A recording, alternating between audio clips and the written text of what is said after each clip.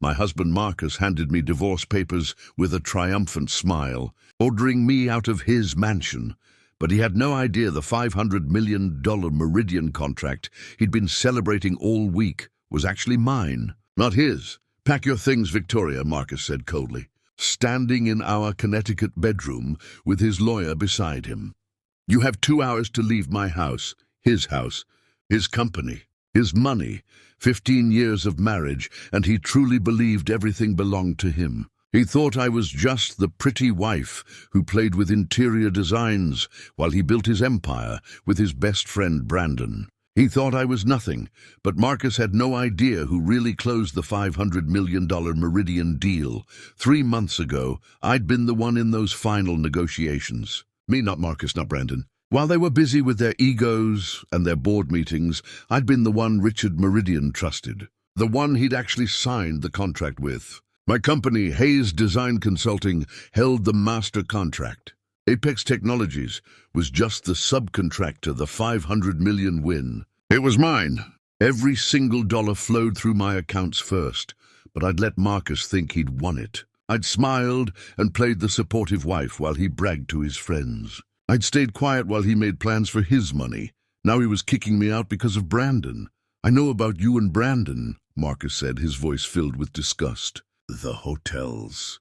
The affair. Did you think I wouldn't find out?" I stared at him, my heart pounding. "Brandon? An affair? The Ashford Hotel, the Riverside Inn? I have all the evidence, Victoria. You've been sleeping with my best friend for months, but I'd never touch Brandon. Those hotel meetings were business negotiations for the Meridian deal. Meetings Marcus knew nothing about because he'd been too arrogant to ask what I was doing. "You're insane," I whispered. "Sign the papers," Marcus demanded. "I'm being generous. You'll get nothing from the Meridian deal, that's my win, my company. But I'll give you $2 million to disappear quietly. Or we go to court, and I'll destroy you publicly for adultery." I looked at the divorce papers, at my husband's cruel smile, at the lawyer who smirked like I was already defeated. Marcus thought he owned the $500 million. He thought he was throwing out a cheating wife with nothing. He thought Brandon had betrayed him. He thought he held all the power. He had no idea what was coming, because while Marcus was planning to humiliate me, I'd been documenting everything. His real affair with his secretary Jennifer, the company funds he'd been hiding, the illegal deals, and most devastating of all, the truth about our 3 children. I took the papers with steady hands. "I'll sign," I said quietly. "But not these terms," Marcus laughed. "You have no choice." But here's what Marcus didn't know. Who really owned the $500 million contract? What was the truth about Brandon and those hotel meetings? Whose affair was real? What secret did I know about our 3 children? And what response would end Marcus's game forever? He kicked me out thinking he'd won everything. He had no idea I'd already destroyed him.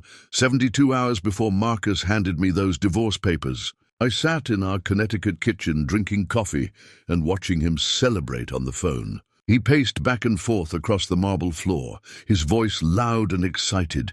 "Yes, Brandon, we did it. The Meridian contract is ours." Marcus pumped his fist in the air. $500 million, brother.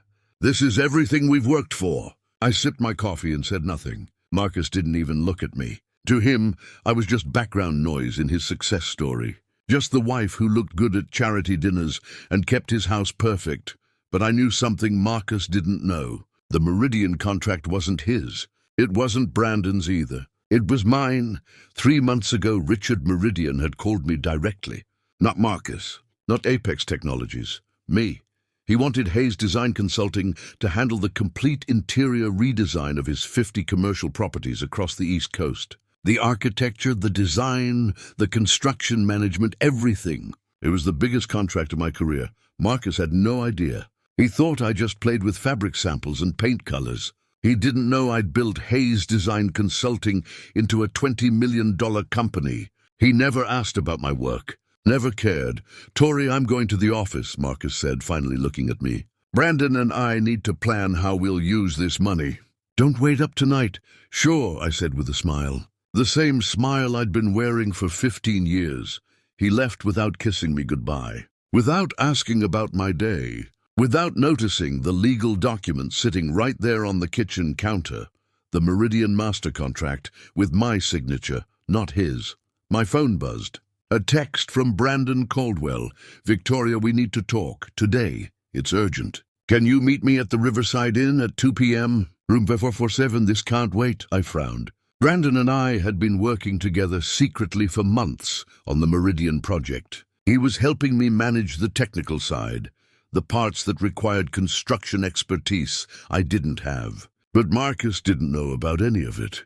We'd been meeting at hotels to keep everything private, away from Apex Technologies, away from Marcus's controlling eyes. The Ashford Hotel, the Riverside Inn, the Plaza, always different locations. Always careful, Brandon had become a good friend, maybe my only real friend. He understood what it was like to live in Marcus's shadow, to always be the junior partner, even though Brandon did half the work at Apex Technologies. But lately, Brandon had been acting strange, nervous, like he wanted to tell me something important but couldn't find the words.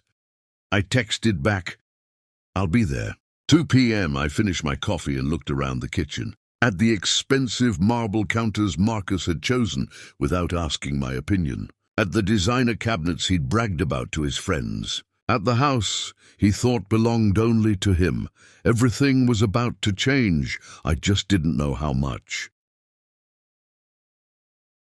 I arrived at the Riverside Inn at exactly 2 p.m. The hotel was nice, but not fancy, the kind of place where business people met without attracting attention. I'd been here 4 times before, always meeting Brandon to discuss the Meridian project details that Marcus could never know about.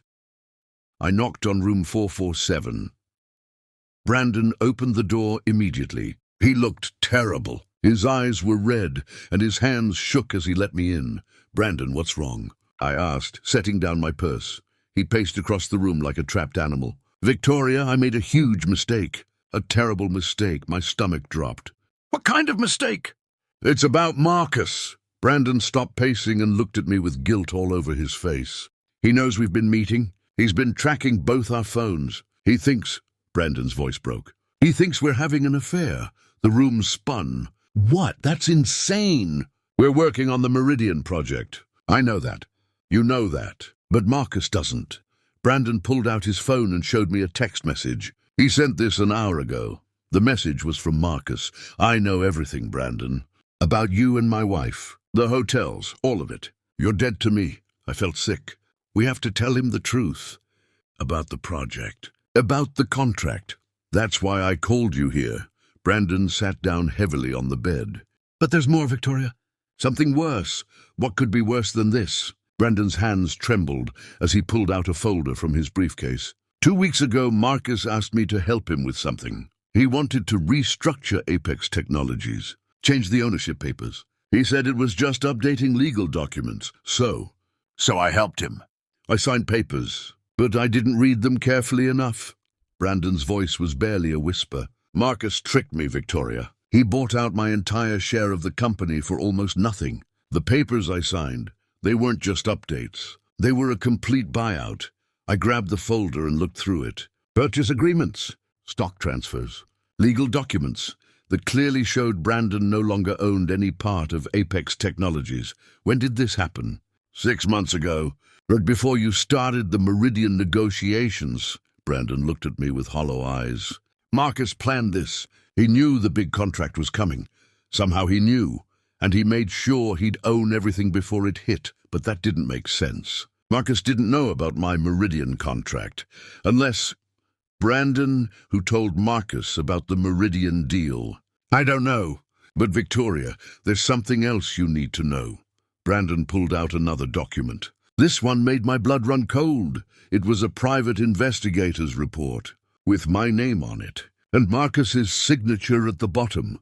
He's been investigating you for 8 months, Brandon said quietly. Since last February, long before our hotel meeting started, long before the Meridian deal. I flipped through the report. Photos of me at work, records of my phone calls, my bank statements, everything. Marcus had been planning something for almost a year, but what and why? I sat on the hotel bed with shaking hands, reading through the private investigator's report. Page after page of my life, watched and documented like I was some kind of criminal. February 14th, Valentine's Day of last year. That's when Marcus hired the investigator. I remembered that day clearly. We'd gone to dinner at our favorite restaurant. Marcus had smiled and held my hand. He'd given me diamond earrings. He'd told me he loved me, and that same day he'd paid someone to follow me. Why would he do this? I whispered. What was he looking for? Brandon shook his head. I don't know. But Victoria, look at page 15. I flipped to page 15. My heart stopped. It was a report about our 3 children. Sophia, age 14. Mason, age 11. And little Emma, age 7. There were photos of them at school. Details about their activities. Their friends, their teachers.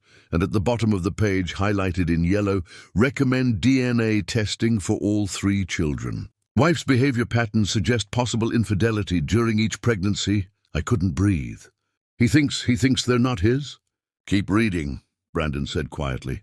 Page 16 showed a timeline. During my pregnancy with Sophia 15 years ago, Marcus suspected I'd been close to a man named David Chen, his own cousin. During Mason's pregnancy, he suspected my personal trainer, James Rodriguez. During Emma's pregnancy, he suspected my business partner at the time, Robert Hayes. All lies. All completely insane lies. I'd never cheated on Marcus.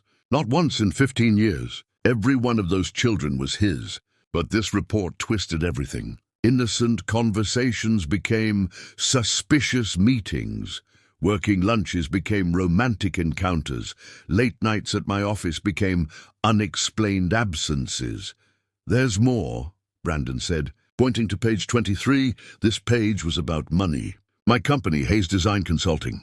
The report claimed I was hiding assets and preparing for divorce. It listed every business account, every investment, every contract I'd signed, including preliminary notes about a potential major contract with someone named R. Meridian. My hands went numb. He knew. Even back in February, he somehow knew about Richard Meridian. How is that possible? Brandon asked. I thought back to last February. I'd had exactly 1 phone call with Richard Meridian, just an introduction through a mutual friend. A 5-minute conversation about possibly working together someday. Nothing concrete, nothing official, but someone had told Marcus about it. I flipped to the last page of the report. There was a note in the investigator's handwriting. Client requests continued surveillance. Particular attention to subject's relationship with Brandon Caldwell, business partner. Client believes Caldwell may be romantic rival. The date on that note was March 3rd, almost 9 months ago. Marcus has been planning this for 9 months, I said slowly. He's been building a case against both of us. He wanted evidence of an affair that doesn't exist. He wanted to prove the children aren't his. He wanted to catch me hiding money. But why? Brandon looked confused. If he wanted a divorce, why go through all this? I stared at the report in my hands, and suddenly I understood. He doesn't want a divorce, Brandon. He wants to destroy me. He wants to take everything, the children, my company, my reputation, and leave me with nothing. The question was, why? I drove home from the Riverside Inn in a fog. My mind couldn't stop spinning. Marcus had been planning to destroy me for 9 months. But I still didn't understand why. When I walked into our house, it was empty. Marcus was still at his office, probably celebrating his fake victory with champagne. The children were at their after-school activities. I was alone. I went upstairs to our bedroom and sat on the bed, still holding the investigator's report. That's when I saw it, a wooden box on Marcus's nightstand that I'd never noticed before. My hands moved before my brain caught up. I opened the box. Inside were letters, old letters yellowed with age. The handwriting was shaky and feminine. I picked up the first one and saw the date, June 15th, 1995, almost 30 years ago. The letter was addressed to someone named Gerald Chen, Marcus's father. Dear Gerald, I can't keep lying anymore. You deserve to know the truth about Linda. She's not your daughter. I'm sorry. I've been having an affair with your business partner, Thomas, for 6 years. I know this will destroy you, but I can't live with this secret anymore. Patricia, I felt cold all over. Patricia Chen, Marcus's mother, she'd cheated on his father with his business partner, and Marcus's younger sister, Linda, wasn't really Gerald's daughter. I picked up another letter. This one was from Gerald Chen to Patricia, dated 2 weeks later. Patricia, you've destroyed everything. 23 years of marriage. I gave you everything, and you betrayed me with Thomas. How could you do this to our family? How could you let me raise another man's child for 12 years? Marcus will never forgive you. I will never forgive you, Gerald. There were more letters, dozens of them. I read through them one by one, my heart breaking with each page.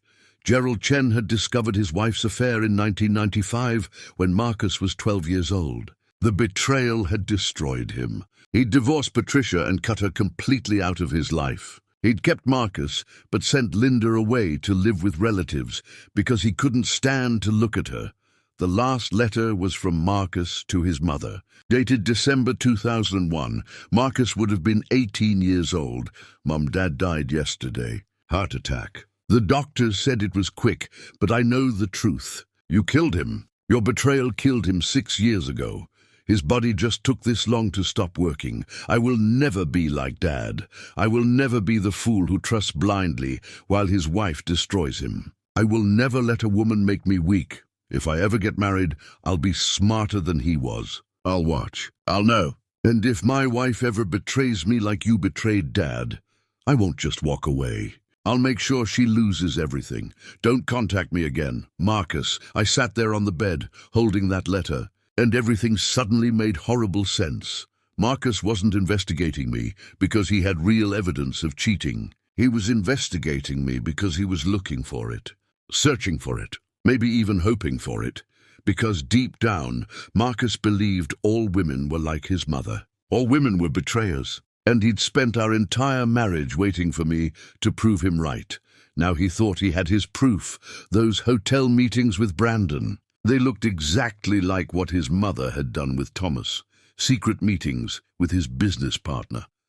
I was still holding Marcus's letter when I heard the front door slam downstairs. Heavy footsteps on the stairs. The bedroom door flew open.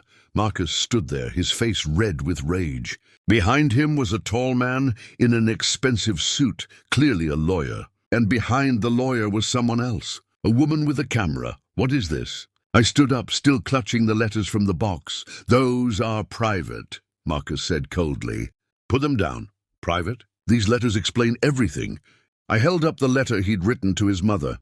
This is what this is really about, isn't it? Your mother's affair. Your father's death. You've been waiting 15 years for me to betray you, like she betrayed him. Marcus's jaw tightened. You did betray me. With Brandon. I have proof. Those hotel meetings were business. Brandon and I were working on... I don't want to hear your lies, Marcus cut me off. He nodded to the lawyer, who stepped forward and handed me a thick stack of papers. These are divorce papers, Victoria. You're going to sign them tonight. I looked down at the papers. The terms were brutal. Marcus would get full custody of all 3 children. I would get nothing from Apex Technologies. Not surprising, since I'd never owned any part of it. I would have to leave this house immediately. And I would receive exactly $2 million as a settlement. $2 million.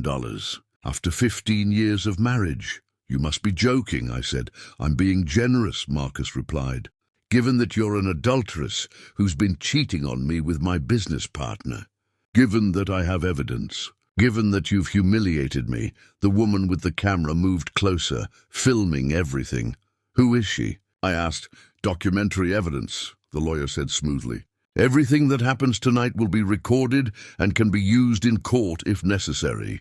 I looked at Marcus. At the man I'd been married to for 15 years. At the father of my 3 children. And I saw a stranger. You really believe I cheated on you, I said quietly. After everything we've been through. After 15 years. You actually believe I would do that. I have location data. Hotel records. Witness statements from hotel staff who saw you and Brandon together. Marcus's voice was ice cold. You're just like my mother. I always knew you would be. I was just waiting to catch you. You were waiting. The words hit me like a slap. You mean you wanted me to be a cheater? You wanted to find evidence? I wanted the truth. And now I have it. Marcus pointed at the papers. "Sign them, Victoria. Sign them and leave my house. You have 2 hours to pack whatever you can carry. Everything else stays here. The children stay here. Your car stays here. You leave with nothing but what you can fit in a suitcase." I looked down at the divorce papers again, at the terrible terms, at the custody arrangements that would take my babies away. And then I looked at Marcus's lawyer, at the woman with the camera, at my husband's triumphant smile. He thought he'd won. He had no idea what I was about to do. I set down the divorce papers on the bed and looked at Marcus with a calm smile. The same smile I'd been practicing for 3 months, ever since I knew this moment would come. "You want me to sign these papers?" I asked softly. "Yes, now." Marcus crossed his arms, confidence radiating from every inch of his body. "Okay," I said. "But first, I have some papers for you to sign." I walked to my closet and pulled out my own briefcase, the one I'd been preparing for exactly this moment. I took out a folder and handed it to Marcus's lawyer. "What is this?" the lawyer asked, flipping it open. "That's the master contract for the Meridian project," I said calmly. "The $500 million deal you were celebrating this morning, Marcus. The one you think belongs to Apex Technologies." Marcus's face went pale. "What are you talking about?" "Look at page 1, I told the lawyer. "See whose name is on the contract as the primary contractor." "Not Apex Technologies. Hayes Design Consulting. My company." The lawyer's eyes went wide. He showed the document to Marcus. "That's impossible," Marcus whispered. "Page 5 shows the payment structure," I continued. "All $500 million flows through my company accounts first. Apex Technologies is listed as a subcontractor. You get paid $20 million for technical support. I get the other $480 million. The camera woman's hands started shaking. Marcus grabbed the contract from his lawyer and read it frantically. "Richard Meridian signed this contract with me 3 months ago," I said. "Not you. Not Brandon. Me.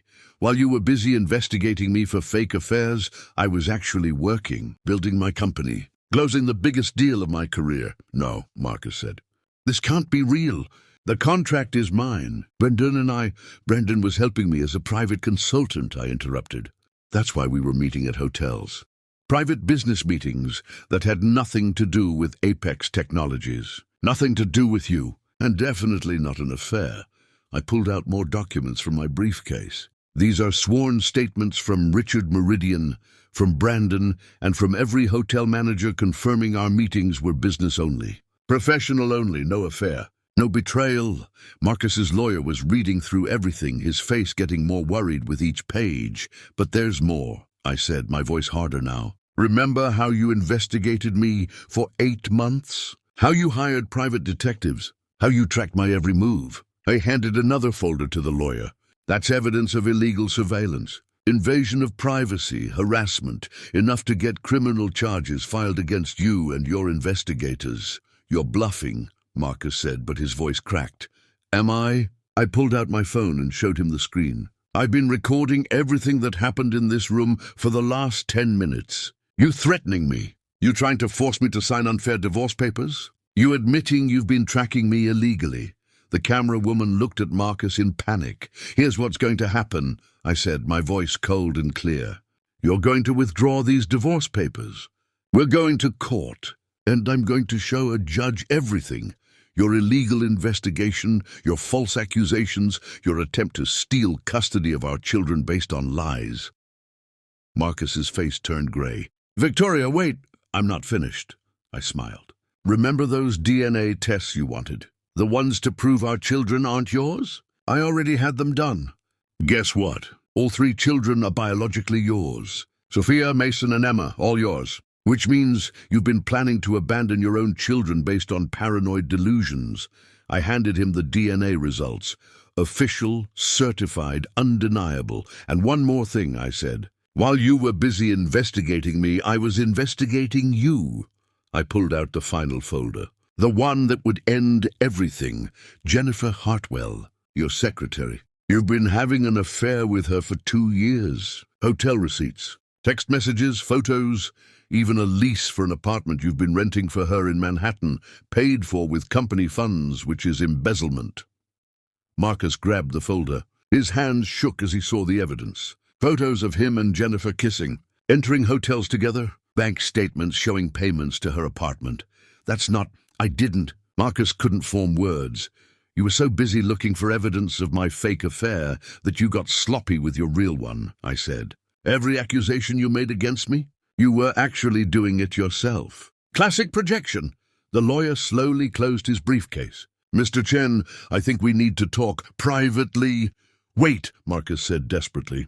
Victoria, we can work this out. We don't need to go to court. We can... Oh, we're going to court, I said firmly. And here's what I'm going to ask for. Full custody of our 3 children, because you're an unfit father who tried to abandon them based on lies. The house, because I actually paid for 60% of it with my company earnings. Here are the bank records. And a significant portion of your assets as compensation for emotional distress, defamation, and illegal surveillance. You can't do this, Marcus whispered. Watch me. I walked to the bedroom door and opened it. Now get out. This is my house. Those are my children sleeping downstairs. And that $500 million contract? That's my win. Not yours. Mine. Marcus stood there, destroyed, holding all the evidence of his own betrayal. You thought I was like your mother, I said quietly. You spent 15 years waiting for me to betray you. So you created fake evidence. You built a case out of nothing. You projected your own cheating onto me. And now you've lost everything. The lawyer pulled Marcus toward the door. The camera woman followed, turning off her camera. At the doorway, Marcus turned back one last time. Victoria, please, my lawyer will contact you tomorrow, I said. We have 12 months of court battles ahead of us, Marcus. And at the end, you're going to lose everything. Your reputation, your company, your children, your money. All of it. Why? Marcus asked, tears in his eyes. Why would you destroy me like this? I looked at the man I'd loved for 15 years. The man who'd never trusted me, who'd spent our entire marriage waiting for me to become his mother. I'm not destroying you, Marcus, I said softly. You destroyed yourself. I'm just making sure everyone knows it. I closed the door in his face. Outside, I could hear him sobbing. His lawyer talking in urgent whispers. Footsteps going down the stairs. The front door opening and closing. I walked to the window and watched Marcus get into his car and drive away. Away from his house. Away from his children. Away from everything he thought he owned. My phone buzzed. A text from my lawyer. Just saw your recording. This is going to be the easiest court case of my career. He's finished. I looked around the bedroom. At the house I'd helped build. At the life I'd created. At the children sleeping peacefully downstairs, who would never know how close they came to losing their mother. Marcus had kicked me out, thinking the $500 million win was his. Thinking I was a cheater. Thinking he held all the power. He'd served me divorce papers designed to humiliate and destroy me. My response had ended his game completely. And tomorrow, when he woke up and realized what he'd actually lost, the real pain would begin. For him, not for me. Never again for me. The end.